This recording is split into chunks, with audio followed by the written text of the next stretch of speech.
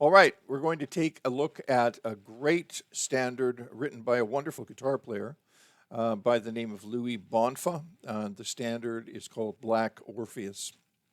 Now, the reason I mentioned Louis Bonfa and the fact that he's a guitar player is there are standards in the real book and American songbook repertoire that are written by guitar players. And because they're written by guitar players, they are nice for guitar players to play because they're in comfy keys that guitar players like, and everything sort of sits underneath your fingers and just feels like it belongs on the guitar.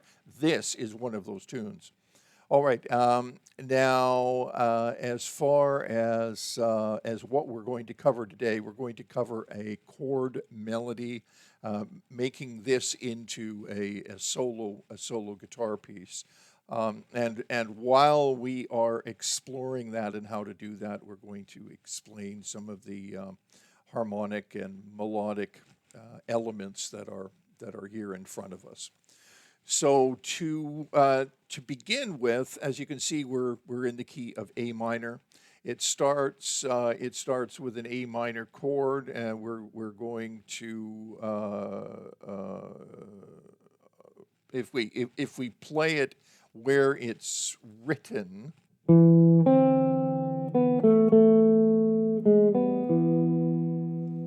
it's going to be too low. And this is the case in many cases when you want to do a chord melody. It's too low because it's going to get muddy down here, and you're not going to have enough of the chord, enough of the harmony below the melody, undergirding the melody. And so the first thing we want to do is move this up an octave to a comfortable position, and that position is, right here, sitting in the middle of the neck in fifth position.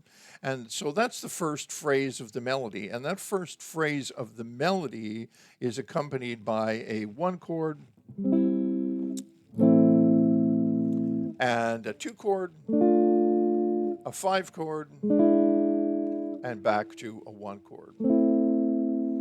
And then it goes 2, 5, 1, 1, one more time. So that explains the first basically five measures harmonically and melodically. So now what are we going to do on the fretboard? On the fretboard, the melody again was,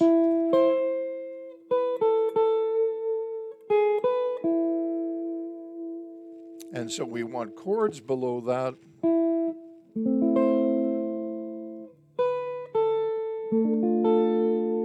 And we're going to call this B minor 7 flat 5, even though I haven't got a B in it. We're going to play it as an implied root, or thinking somebody else is playing the B, to keep it easy and simple to play, right?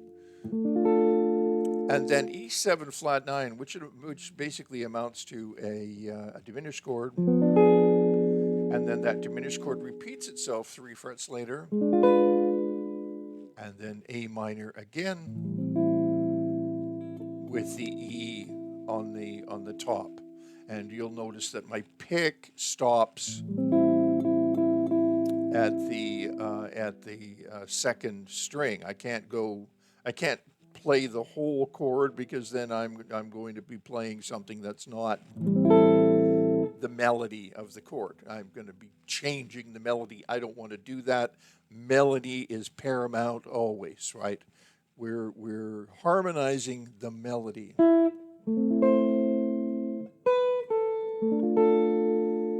That diminished chord. And then we can do a little turnaround, and then we can keep that open E if we like. I think that sounds cool.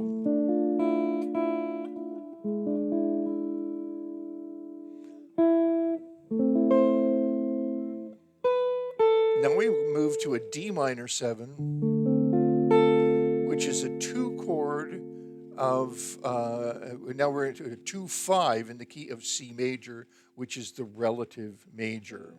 So let me play that again. D minor, G7, which I just changed to a 13 because it's prettier. G7, C major 7. And then we hold on to the E, and then change to a C sharp diminished 7th passing chord. And then we move using that passing chord.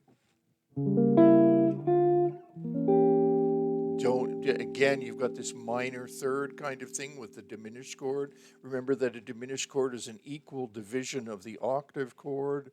So again, with that passing chord, here's my melody, back to the same chord, D minor 7 again, with the A on top, and then D minor, different voicing, and then G7. Okay, let's take it that far. I'll put a little fill in, which is just a minor scale.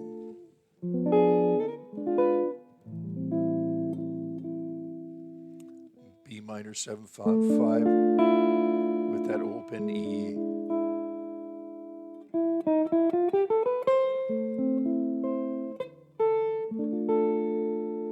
G13. C sharp diminished passing chord.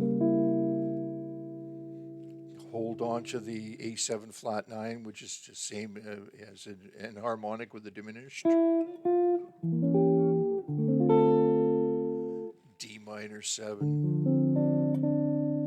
G7. Using another inversion of a G7, C.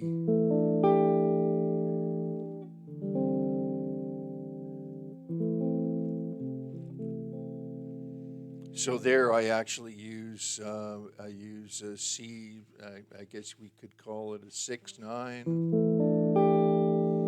and then going to a C with an add 9, and then adding a C, full C6, and then to the F major.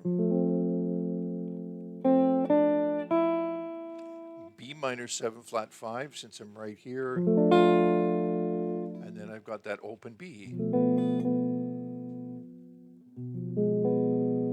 It's very, you see, the whole idea here is keeping it easy, easy, easy. So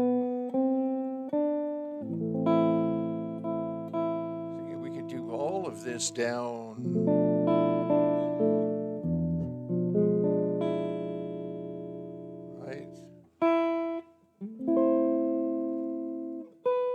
Down in that open position.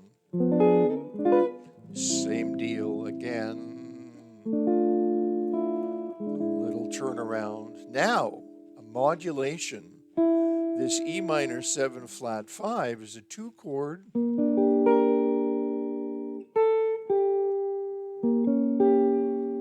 A7 flat 9 is the 5 chord, resolving to the 1 chord of D minor, so modulation to D minor. Very slight, sort of a passive-like modulation because it's the 4 chord of A minor, so they're all very closely related. And then I have to change the D minor to this inversion here, so I can put that melody note of D on top. And then B here, B minor 7 here, flat 5, and then the E7 flat 9. Look at just that easy little change. E7 flat 9. And we can go back down here. And then it tells me to change to a G. You don't necessarily have to do this, like a G in the bass. If you want to, you can put the G in the bass. And then go to the F major 7 right here. But in my case, the G in the bass Let me explain this. I can play that G in the bass easily, but that G in the bass really wants to go down to this F, right? It wants to go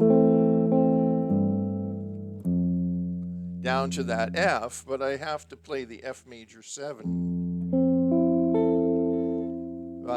in that case with the F down here, and that's a bit brutal. I don't have huge hands, so that's why I say you can skip that bass note altogether. Let the bass player get it, or just skip it.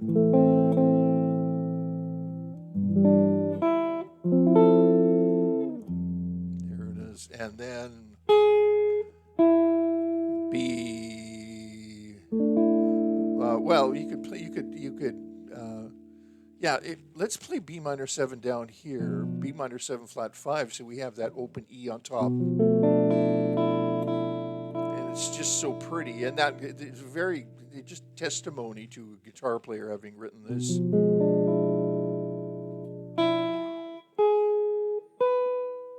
then A minor, turn around.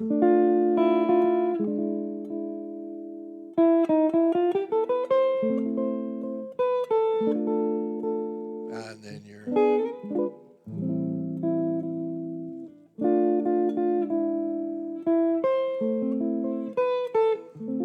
2, 5, and then the passing diminished.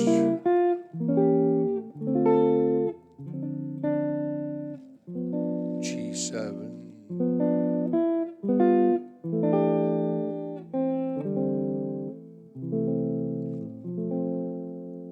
F.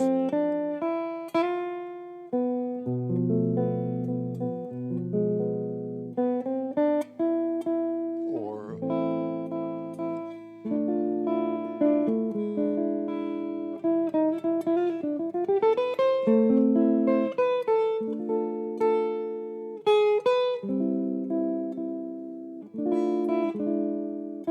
here's our modulation. We played it like.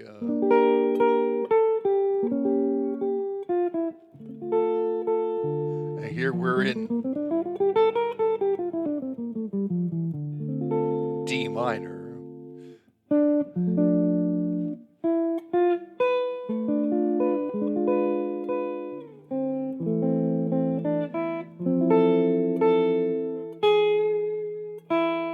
With the full B minor 7 flat 5 with that lovely E on the top.